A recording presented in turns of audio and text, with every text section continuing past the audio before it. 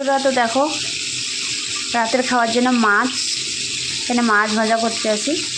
বড় বড় সাইজের তেলাপুয়া মাছ দেখতে পাচ্ছ। এখানে আছে আরও কিছু, এখানে 4টা আছে, ওখানে 4টে দিছি। আধা কেজি মাছ মতলব 8টা হয়ে গেছে।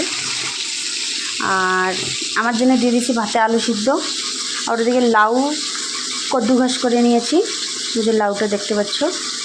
আমি লাউটা বানাবো, ভাজা করব লাউটা। আর এদিকে মাছটাকে ভেজে নেব। রাতে কোনো সবজি হবে না, সবজি বলতে আমার সবজি হবে না রাতে। ভালো করে মাছটাকে আমি উল্টে পাল্টে ভেজে নিচ্ছি, তোমরা দেখতেই পাচ্ছ। মাছটাকে ভালো করে ভেজে নিই, তোমরা দেখতে থাকো। তো আমার অর্ধেক মাছ ভাজা হয়ে গেছে, আমি আর অর্ধেক আছে আমি বসায় দিচ্ছি, তোমরা দেখতে পাচ্ছ।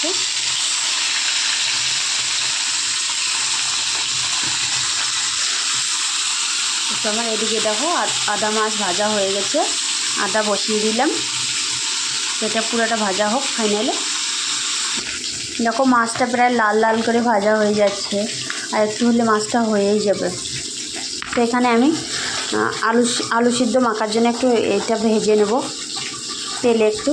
আর এখানে নিয়ে নিয়েছি 2-4টা রসুনের কোয়া, একটা তেজপাতা, সঙ্গে দিয়ে দেবো একটু পাঁচফোড়ন আর কাঁচা লঙ্কা কাটা চির করে নেই। যে আমি লাউটা যে কদ্দুকস করে রেখেছি ওই লাউ এর মধ্যে দিয়ে দেবো। তো আমি প্রথমে কাঁচা লঙ্কাগুলো চির করে নিই। আর মাছটাও আমার ততক্ষণে হয়েই যাবে প্রায়। আবার দিকে এসেই গেছে, দেখতেই পাচ্ছ তোমরা প্রায়।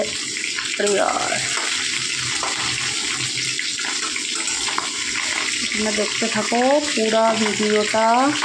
আর আমি এই ভিডিওটা করলাম আজকে, তো আমি এটা ভিডিও কালকে পোস্ট করব। কারণ আমি আজকে এত রাত হয়ে গেছে, রাতেরবেলা পোস্ট করব না। রাত এখন প্রায় 12টার দিকেই বেজে গেছে। তো আমি এখন এত রাত্রিবেলা ভিডিও পোস্ট করব না, আমি কালকেই করব এটা ভিডিও পোস্ট।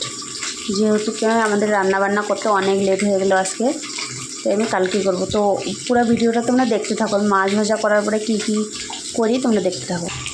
তো তোমরা দেখতে থাকো, মাছগুলো পুরোটাই ভাজা হয়ে গেল। তো আমি এখন পুরো মাছটাই দেখো নামিয়ে নিচ্ছি। এই দেখো পুরো মাছটা আমার ভাজা হয়ে গেল। এই যে সুন্দর করে দেখো আমি লাল লাল করে মাছটা ভেজে নিলাম। তো কে কে এরকম মাছ ভাজা খেতে ভালোবাসো কমেন্ট করো। টাটা।